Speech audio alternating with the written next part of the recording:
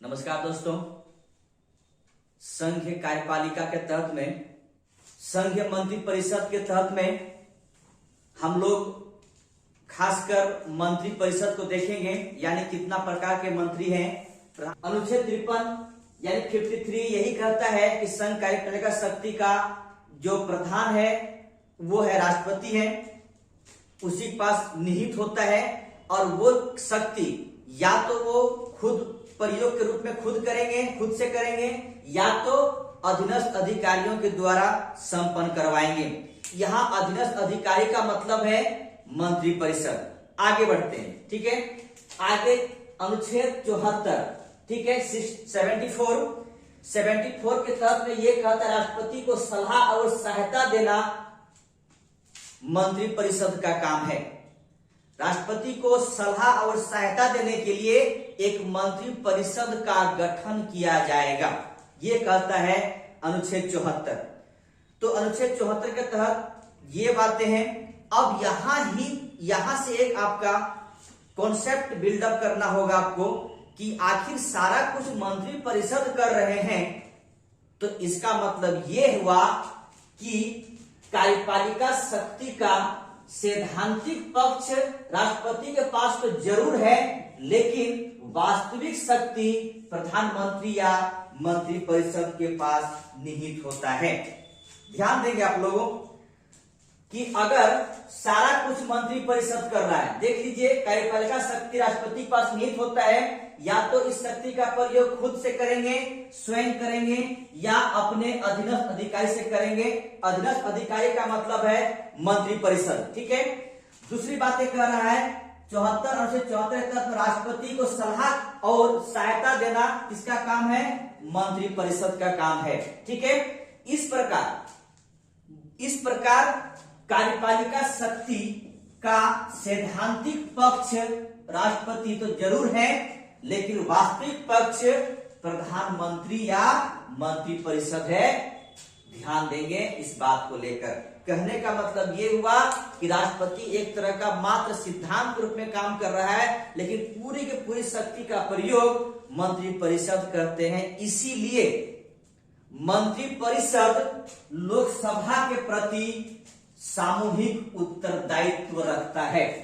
अनुच्छेद 75 का 3 ये कहता है कि मंत्री परिषद लोकसभा के प्रति सामूहिक उत्तरदायित्व रखता है या उत्तरदायित्व है। कहने का मतलब ये है कि अगर किसी प्रकार से लोकसभा में एक मंत्री के प्रति अविश्वास प्रस्ताव या फिर किसी प्रकार का वोटिंग हो जाए, अगर इस तरह से कुछ प्रक्रिया हो जाएगा तो पूरी मंत्री परिषद को त्यागपत्र देना पड़ेगा, यानी पूरी मंत्री परिषद समाप्त हो जाएगी, ठीक है। अंततः यहाँ पर यही कहता है कि मंत्री परिषद लोकसभा के प्रति सामूहिक उत्तरदायित्व है। इससे पूर्व एक चीज आपका छूट रहा है, अनुच्छेद 75। अनुच्छेद 75 ये कहता है कि प्रधानमंत्री तथा अन्य मंत्रियों का अर्हता यानी क्वालिफिकेशन, नियुक्ति, कार्यकाल, उत्तरदायित्व, शपथ, वेतन और भत्ता अनुच्छेद 75 के तहत में निहित किया गया है। यानी प्रधानमंत्री और अन्य मंत्रियों का क्या क्वालिफिकेशन होना चाहिए, क्या नियुक्ति का प्रोसेस है, कार्यकाल कितना होता है, उत्तरदायित्व क्या है, या शपथ या वेतन भत्ता क्या है, सब का सब अनुच्छेद 75 के तहत में निहित किया गया है। हमारे संविधान द्वारा ये दिया गया है। हम आगे बढ़ते हैं। चलिए आगे आपको ये दिखाई पड़ रहा है कि मंत्री परिषद का संरचना या संगठन। देखिए मंत्री परिषद और मंत्रिमंडल दो जगह आपको दिखाई पड़ेगा, दो वर्ड। आमतौर पर इस शब्द का एक ही इस्तेमाल करते हैं, जैसे वो तो कहता है नहीं जलवायु और मौसम एक ही होता है, लेकिन होता नहीं है। भूगोल में अब जो ही जाएंगे, जलवायु का मतलब अलग है, मौसम का मतलब अलग है, ठीक है। इसी प्रकार मंत्रिमंडल या मंत्री परिषद दोनों का मतलब अलग है। देखिए मंत्री परिषद में कौन कौन आते हैं और मंत्रिमंडल में कौन कौन आते हैं, आप इसको थोड़ा सा समझने की कोशिश करेंगे, ठीक है। तो मंत्री परिषद में पीएम सहित अन्य मंत्री, कौन कौन मंत्री? कैबिनेट मंत्री, उप मंत्री और राज्य मंत्री, ये सारे मंत्री जो हैं वो मंत्री परिषद में आते हैं, ठीक है। यानी अगर हमारा अभी का आप देखेंगे, इस समय जो 545 सीट का 15% टोटल जो मंत्री हो सकता है वो 82 हो सकता है। तो 82 मंत्री जो एक साथ बैठेंगे उसे हम मंत्री परिषद कहेंगे। लेकिन मंत्रिमंडल जो है वो है कैबिनेट मंत्री। सिर्फ और सिर्फ कैबिनेट मंत्री को हम मंत्रिमंडल कहते हैं और पूरे मंत्री को मंत्री परिषद कहते हैं। पूरे मंत्री समूह को आप मंत्री परिषद के नाम से जाना जाता है। ठीक है, तो आप इतना समझेंगे कि मंत्री परिषद का मतलब है पीएम सहित सारे मंत्री को मंत्री परिषद कहेंगे और मंत्रिमंडल का मतलब होता है पीएम और कैबिनेट स्तर के सारा मंत्री मंत्रिमंडल के अंतर्गत में आएगा। प्रधानमंत्री की नियुक्ति। प्रधानमंत्री की नियुक्ति अनुच्छेद 75 का 1। प्रधानमंत्री की नियुक्ति कौन करते हैं? तो प्रधानमंत्री का नियुक्ति राष्ट्रपति द्वारा किया जाता है। राष्ट्रपति प्रधानमंत्री की नियुक्ति करते हैं और अन्य मंत्रियों की नियुक्ति प्रधानमंत्री के सलाह पर राष्ट्रपति करते हैं। ठीक है, प्रत्येक आम चुनाव के बाद प्रधानमंत्री की नियुक्ति किया जाता है राष्ट्रपति द्वारा। लेकिन व्यवहार में ऐसा होता नहीं है। व्यवहार में यह होता है कि प्रधानमंत्री की नियुक्ति उसी पार्टी से किया जाता है जो बहुमत में होते हैं। यानी राष्ट्र कहने का मतलब यह है राष्ट्रपति द्वारा प्रधानमंत्री नियुक्ति उन्हीं को किया जाता है जो उस पार्टी का, यानी जिस पार्टी ने बहुमत प्राप्त किया है उस पार्टी का जो नेता होगा उसी को प्रधानमंत्री के तौर पे नियुक्त किया जाएगा। ठीक है, और अन्य मंत्री नियुक्ति प्रधानमंत्री द्वारा सलाह पर राष्ट्रपति करेंगे। देखिए, राष्ट्रपति करेंगे नियुक्ति प्रधानमंत्री का। इसके बाद अन्य मंत्रियों की नियुक्ति जो करेंगे प्रधानमंत्री सलाह पर करेंगे। लेकिन यहां पर आपसे आपके मन में एक सवाल आ सकता है कि क्या जरूरी है जो प्रधानमंत्री जो लिस्ट थमाएंगे उन्हीं लोग को नियुक्त करेंगे मंत्री के तौर पर? हाँ, ये बहुत हद तक जरूरी है। अगर राष्ट्रपति को ये लगे कि नहीं मुझे वो सब मंत्री को नियुक्त नहीं करना है, तो एक ही उपाय है कि राष्ट्रपति अपना त्यागपत्र दे दे। तो यहां से क्या होगा? संवैधानिक पूर्णता विफलता हो जाएगी। ठीक है, कहने का मतलब है संवैधानिक वैकेंट हो जाएगा, संवैधानिक वैक्यूम हो जाएगा। ठीक है, तो ऐसा होता नहीं। जनरली यही होता है कि प्रधानमंत्री जिस मंत्री का लिस्ट थमाया गया था, जिस मंत्री का लिस्ट थमाया गया, उन मंत्रियों की नियुक्ति या शपथ राष्ट्रपति द्वारा करवाया जाता है। ठीक है, तो ध्यान रखेंगे प्रधानमंत्री का नियुक्ति आर्टिकल 75 का 1 राष्ट्रपति द्वारा होता है और अन्य मंत्रियों की नियुक्ति प्रधानमंत्री सलाह पर राष्ट्रपति करते हैं। लेकिन प्रधानमंत्री के तौर पे उन्हें ही नियुक्त किया जाएगा जो उस समय बहुमत दल का नेता होता है। ठीक है, अब यहां पर एक बात और आपके मन में आना चाहिए कि अगर किसी दल को बहुमत ना मिला तो, यानी यहां पर ब्रोकन मैंडेट हो, यानी खंडित जनादेश हो, तो यहां पर राष्ट्रपति का विवेक पर काम होता है कि किस दल के नेता को प्रधानमंत्री तौर पर नियुक्त किया जाए और वो फ्लोर टेस्ट यानी लोकसभा में अपनी बहुमत पेश करने के लिए कुछ समय दिया जाएगा। 15 दिन, 12 दिन, 13 दिन, 14 दिन, जो भी टाइम दिया जाएगा, उस टाइम के दौरान में लोकसभा में अपनी बहुमत सिद्ध करके दिखा दे तो सत्ता पे वो बने रहेंगे। ठीक है, अगर ब्रोकन मैंडेट मिले तो, यानी खंडित जनादेश मिले तो उस समय ये हो सकता है। ठीक है, हम आगे बढ़ते हैं। देखिए, मंत्रीगण जो होता है, ये मंत्री जो होते हैं वो प्रसाद पर्यंत का मतलब है आर्टिकल 75 का 2 के तहत में प्रसाद पर्यंत का मतलब ये है कि जब तक राष्ट्रपति चाहेंगे तब तक मंत्रीगण अपने मंत्री पद पर तैनात रहेंगे। वैसे कहा जाए तो राष्ट्रपति अपने मन से किसी भी मंत्री को हटा नहीं सकते हैं जब तक प्रधानमंत्री सलाह ना दे। अगर प्रधानमंत्री कह दे सलाह राष्ट्रपति को कि फलना मंत्री को हटाइए, तो वो हटाने में सेकेंड भर टाइम नहीं लगेगा, तुरंत हटा दिया जाएगा। कहने का मतलब ये हुआ कि तुरंत हटा दिया जाएगा। लेकिन मंत्री को हटाने का जो पावर है वैसे तो है राष्ट्रपति के पास, लेकिन प्रधानमंत्री के सलाह पर राष्ट्रपति ये काम करेंगे। इसीलिए मंत्री जो भी होंगे वो राष्ट्रपति के प्रसाद पर्यंत पद पर आसीन होंगे, पद धारण करेंगे। ठीक है, आगे बढ़िए। देखिए मंत्री की अर्हताएं यानी क्वालिफिकेशन क्या होना चाहिए। कोई भी व्यक्ति मंत्री बनने के लिए दो सदन मेरे पास है, एक है लोकसभा, दूसरी है राज्यसभा। ठीक है, तो दोनों सदनों में से किसी एक सदन का आपका सदस्य होना चाहिए, तो आप मंत्री पद पर बने रहेंगे। लेकिन अगर दोनों में से किसी का भी सदस्य नहीं है, फिर भी आप मंत्री पद पर बने रहेंगे मात्र 6 महीना तक, यानी 6 मंथ तक आप मंत्री पद पर बने रहेंगे।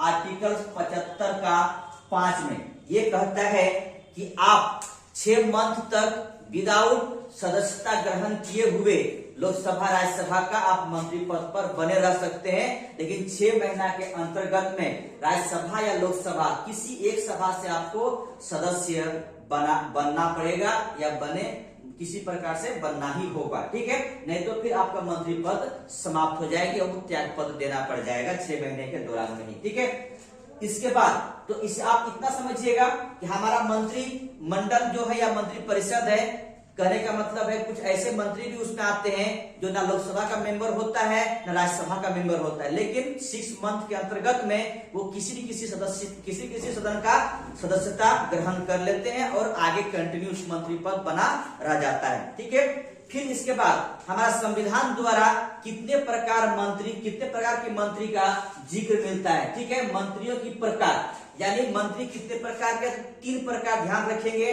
3 प्रकार का, एक है कैबिनेट मिनिस्टर यानी कैबिनेट मंत्री, दूसरा है राज्य मंत्री और तीसरा है उप मंत्री। ठीक है, ध्यान देंगे जितने मेरे पास विभाग है यानी मंत्रालय है उनका अध्यक्ष होते हैं कैबिनेट मंत्री। ठीक है, राज्य मंत्री और उप मंत्री इनका सहयोगी होता है, किनका, कैबिनेट मंत्री का। ठीक है, राज्य मंत्री और उप मंत्री कैबिनेट मंत्री का सहयोगी होता है, लेकिन कभी कभी राज्य मंत्री को स्वतंत्र प्रभार दिया जाता है। जब किसी राज्य मंत्री को स्वतंत्र प्रभार दे दिया जाए तो उससे कैबिनेट मंत्री का दर्जा प्राप्त होता है और वो अपने विभाग का अध्यक्ष बन जाते हैं। ध्यान इस बात का रखिएगा। ठीक है, मेरे पास तो संविधान में 3 मंत्री बात करता है, लेकिन राज्य मंत्री कभी कभी स्वतंत्र प्रभार की बात देते हैं, स्वतंत्र प्रभार बना देते हैं। तो स्वतंत्र प्रभार जब बना दिया गया तो वो उस विभाग का अध्यक्ष हो जाएंगे। और उप मंत्री काम क्या है, सहायता करना, इनका सहायता करना। ठीक है, उप मंत्री कभी भी आप किसी भी मीटिंग में, कहने की बैठक में, प्रधानमंत्री बैठक में भाग नहीं लेते हैं। ठीक, ध्यान रखिएगा कि मेरे पास 3 प्रधानमंत्री है, कैबिनेट, राज्य और उप मंत्री। ये मंत्री अपने विभाग का अध्यक्ष होता है, राज्य मंत्री उप मंत्री इनकी सहायता के लिए होता है, और जब राज्य मंत्री स्वतंत्र प्रभार बना दिया जाए तो ये भी अपने विभाग का अध्यक्ष हो जाएंगे। ठीक है, इसके बाद आगे चलते हैं। मंत्रियों द्वारा शपथ ग्रहण। ठीक है, मंत्री का शपथ ग्रहण कैसे होता है। देखिए, मंत्री का शपथ ग्रहण अनुसूचित 3 के तहत में दिए गए प्रारूप के अनुसार राष्ट्रपति के समक्ष मंत्रीगण शपथ लेते हैं। ध्यान रखेंगे, अनुसूचित 3 के अनुसार, शेड्यूल 3 के अनुसार दिए गए प्रारूप, यानी जो प्रारूप वहां पर दिया गया है उसी प्रारूप में राष्ट्रपति के समक्ष शपथ ग्रहण लेते हैं। ठीक है, याद रखेंगे, राष्ट्रपति के समक्ष शपथ ग्रहण मंत्री लेते हैं अनुसूची 3 के द्वारा दिए गए प्रारूप के अनुसार। संघीय मंत्री परिषद में मंत्री परिषद का कार्यकाल यानी मंत्रियों का कार्यकाल कितना होता है, यानी उसका पद में रहने का जो समय है वो कितना है। देखिए, मंत्री का कोई निश्चित कार्यकाल नहीं होता है, मंत्रियों का जो कार्यकाल है वो निश्चित नहीं है। जब तक प्रधानमंत्री चाहे तब तक वो अपने पद पर बने रहेंगे, लेकिन प्रधानमंत्री चाहे तब तक। वैसे जो होता है उसे कोई निश्चित कार्यकाल तो है नहीं। दूसरी बात, एक और बात यहाँ पर है कि जब तक लोकसभा अस्तित्व में है, सॉरी, जब तक आपका अस्तित्व तब तक है, आपका अस्तित्व तब तक है जब तक लोकसभा में आपका विश्वास है। ठीक है, आपका अस्तित्व तब तक है जब तक लोकसभा में विश्वास है।